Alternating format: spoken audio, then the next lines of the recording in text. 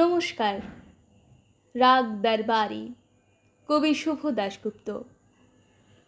যখন আমি মাঘ মাসের কনকনে শীতে রাত থাকতে উঠে গলা সাধতে বসতাম, তখন আমার বন্ধুরা প্রায় সকলেই ঘুমিয়ে ঘুমিয়ে ভোরের স্বপ্ন দেখত, যা নাকি সত্যি হয়ে ওঠে। আমি তান সরগমের ওঠা পড়ায় বুঁদ হয়ে থাকতাম। তখন স্বপ্ন টপ্ন দেখা হতো না, কেবল দুপুরে টিফিনের সময় স্কুলের পাশে বয়ে যাওয়া সেই একলা নদীটির কাছে গিয়ে দাঁড়াতাম আর বলতাম, একদিন তোর মতো আমিও যাব।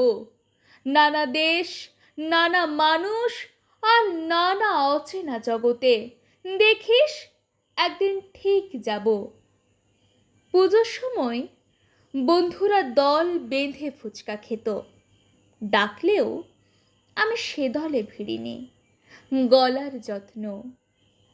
উঁচু ক্লাসে যখন অনেকের বই খাতার ভাঁজে সিনেমার ছবি, তখন আমার ব্যাকরণ খাতার পেছন মলাটে দরবারির নতুন তান লেখা। আমার গান আমার হাত ধরে নিয়ে যাচ্ছিল অন্য পথে। অনেক দূর থেকে দেখা যাচ্ছিল অন্য আকাশ, অন্য আলো, অন্য রং। কোণে দেখা এক অপূর্ব আলোর বিকেলে আমার বিয়ে হয়ে গেল। সানাই, রঙিন বেনারসি, রজনীগন্ধা। ফুলশয্যার রাতে শুনতে পাচ্ছিলাম জয় জয়ন্তী বাজছে, অলৌকিক মায়ায় বিসমিল্লা সাহেবের। ভারী ইচ্ছে করছিল পাশে শুয়ে থাকা অজানা মানুষটির সঙ্গে বন্ধুত্ব করি, জিজ্ঞাসা করি, জানো এটা কি রাগ? লজ্জায় জিজ্ঞাসা করা হয়নি।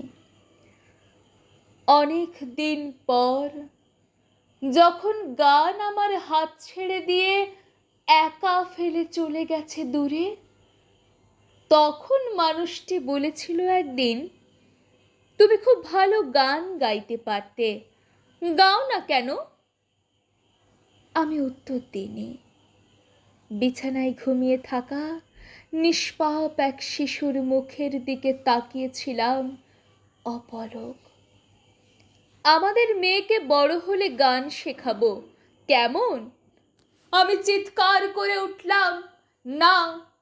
চিৎকারে ঘুম ভেঙে কাঁদতে লাগলো ছোট্ট মেয়ে। চিৎকারে অবাক হয়ে থমকে রইল আমার স্বামীর চোখ। আমি খুব নিচু স্বরে বললাম, না, ও সেলাই শিখবে, রান্না শিখবে, ঘর মোছা বাসন মাজা শিখবে, মার্কেটিং করতে শিখবে, জানলায় পর্দা লাগাতে শিখবে, অসুখে সেবা করতে শিখবে, গান শিখবে না। ওর গান শেখার কোনো দরকার নেই।